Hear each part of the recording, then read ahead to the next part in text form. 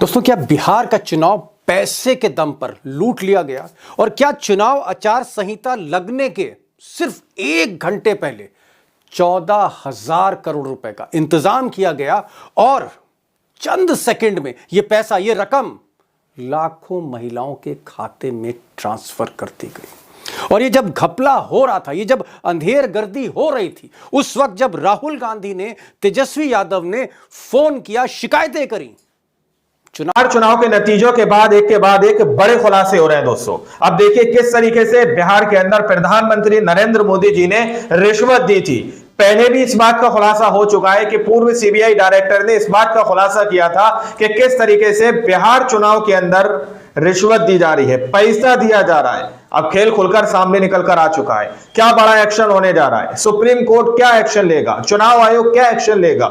सारी खबर सामने निकल कर आ चुकी है, लेकिन गोदी मीडिया ने इस खबर को दबा दिया है। गोदी मीडिया इस खबर को छुपा रहा है। हमारे साथ वरिष्ठ पत्रकार मौजूद है, दीपक शर्मा। आप उनकी इस रिपोर्ट को देखिए।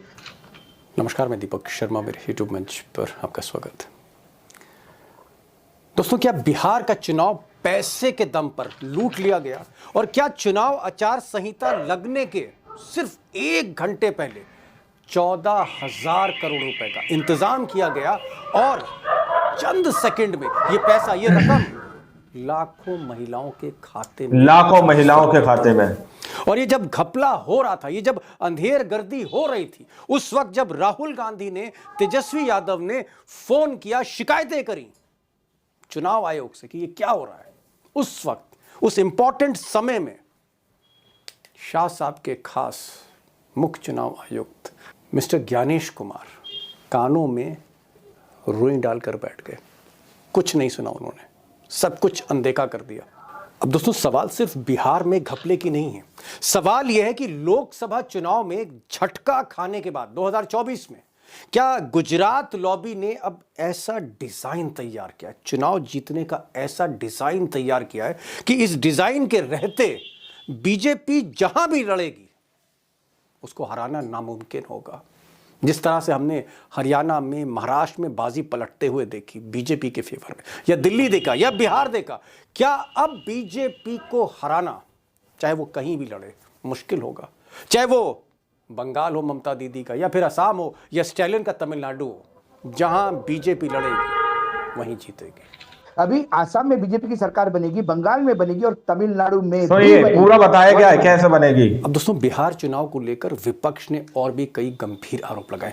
विपक्षी पार्टी जन सुराज पार्टी, उसके बड़े नेता पवन वर्मा डिप्लोमेट रहे हैं, ब्यूरोक्रेट रहे, इनका यह कहना है कि जिस वक्त मोदी और नीतीश कुमार या मोदी और शाह को लगने लगा कि बिहार का चुनाव कहीं ना कहीं हाथ से खिसक ना जाए, उस वक्त ये 10,000 स्कीम बनाई गई थी। लेकिन दिक्कत ये आ रही थी कि बिहार सरकार की तिजोरी खाली थी, यानी बिहार सरकार के पास पैसा नहीं था।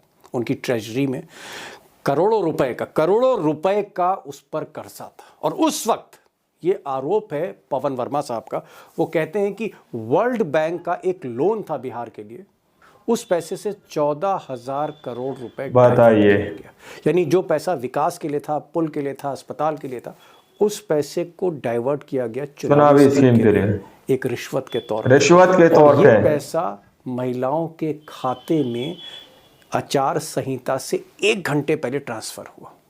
21,000 करोड़ वर्ल्ड बैंक से आए थे किसी और प्रोजेक्ट के लिए, जिसमें चुनाव के एन वक्त 1 घंटे पहले आचार संहिता के 14,000 करोड़ निकाल के 1.25 करोड़ महिलाओं को 10-10 हजार रुपए आवंटित।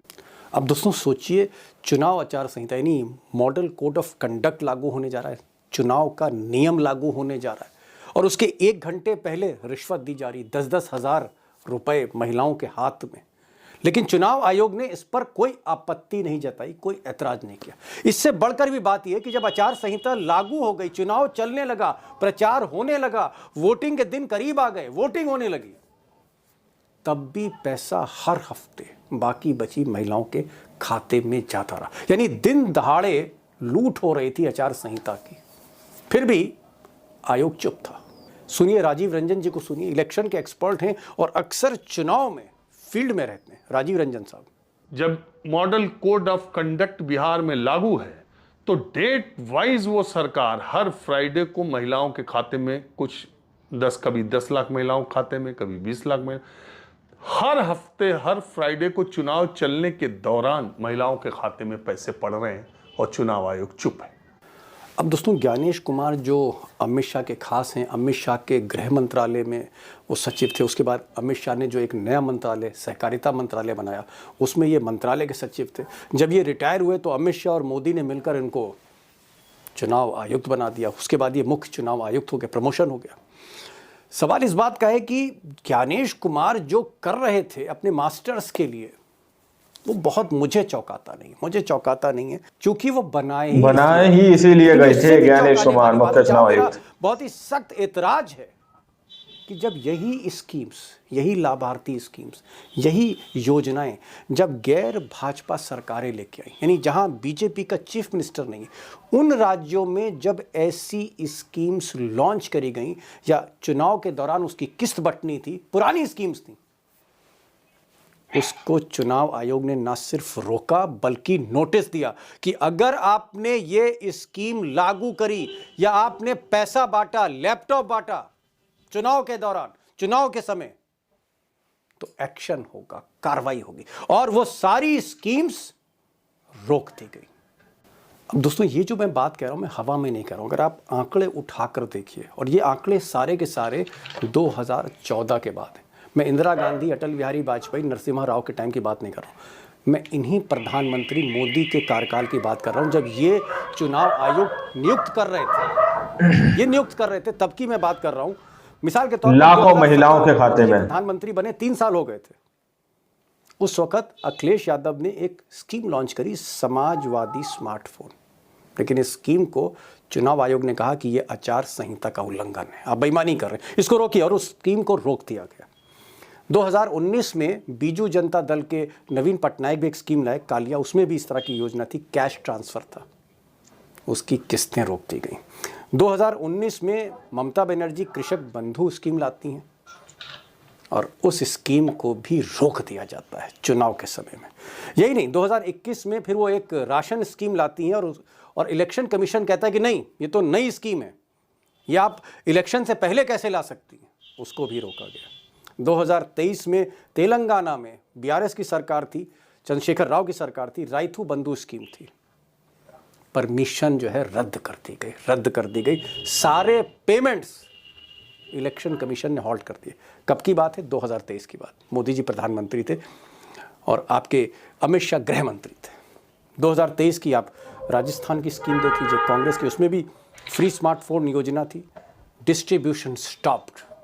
तो ये पूरा बताया गया है कैसे बनेगी। इलेक्शन कमीशन ने कहा कि आप आचार संहिता का उल्लंघन कर रहे हैं, उसको रोक दिया गया। इसी तरह से एक कांग्रेस की 2023 में पेंशन स्कीम थी, थोड़ा पेंशन एक्स्ट्रा पेमेंट देना था, उसको भी रोक दिया गया।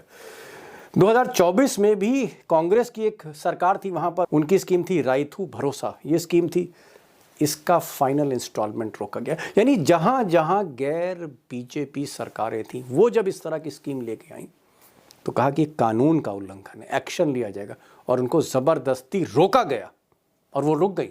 दोस्तों, सरकार कोई खेल कर रहे और इलेक्शन कमीशन उसमें शामिल सा दिखे तो आप कर क्या सकते।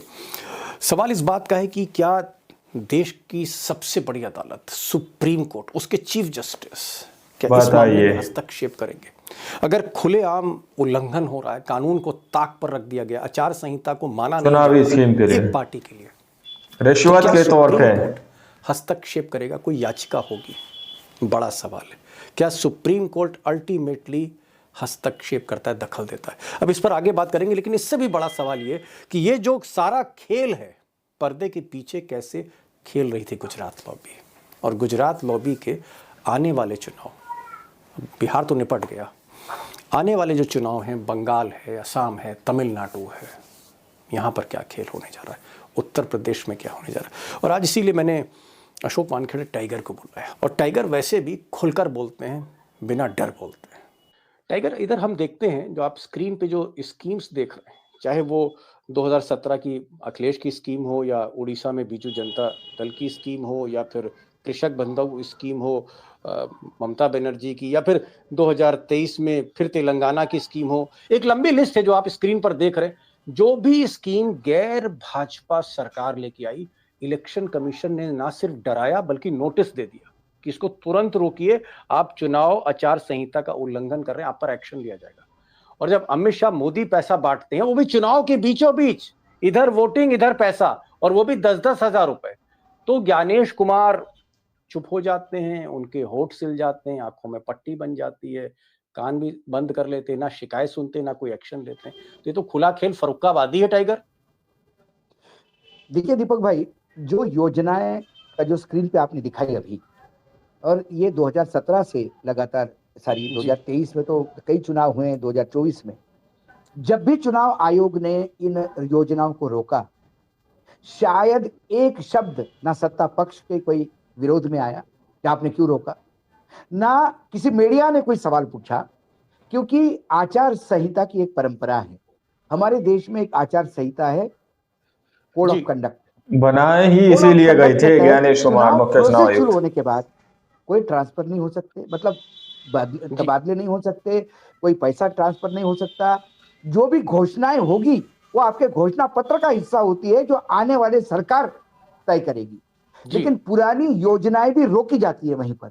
कोई भी, यहां तक देखा हमने कि मायावती जी ने जो गार्डन्स बनाए थे, उसमें जो काशीराम जी की स्टैचू था, मायावती का था, हाथी थे, तो हाथी पे कवर कर दिया गया था क्योंकि उनका सिंबल हाथी था। इंदिरा गांधी जी ने कोई बहुत बड़ा काम नहीं किया था, एक अधिकारी रैली में चला गया था और वो रैली। तो आप लोगों ने इस वीडियो को शुरू से आखिर तक देखा। वीडियो के अंदर साफ तौर पर बात की गई है कि किस तरीके से बिहार चुनाव के अंदर आचार संहिता से एक घंटे पहले महिलाओं के खातों में 10-10 हजार रुपए डाले गए, और यह सब कुछ चुनाव आयोग की नजरों के सामने हो रहा था। चुनाव आयोग को दावा किया जा रहा है कि तेजस्वी यादव की तरफ से या विपक्ष की तरफ से कॉल किए जा रहे थे, लेकिन कोई रिस्पॉन्स नहीं मिला। वहीं पर दूसरी तरफ जहां गैर शासित राज्य बीजेपी के, वहां पर अगर किसी भी तरीके की स्कीम के तहत पैसा देने की बात कही गई, कोई लैपटॉप बांटने की बात कही गई, तो किस तरीके से एक्शन का यहां पर सीधे तौर पर वार्निंग दी गई। आप लोग समझ सकते हैं कि खेल किसने चरम पर बिहार के अंदर हुआ दोस्तों। बाकी एक एक करके सारे खुलासे होते हुए नजर आ रहे हैं। राहुल गांधी ने भी कहा है कि हम प्रूफ के साथ फिर सामने आएंगे कि किस तरीके से धांधली बिहार के अंदर की गई है। बाकी आप लोगों ने इस रिपोर्ट को देखा सुना, आप लोग इस रिपोर्ट के बारे में क्या सोचते हैं, क्या समझते हैं, अपनी राय कमेंट सेक्शन में जरूर दीजिएगा। मिलता अगली वीडियो में, जब तक के लिए जय हिंद जय भारत।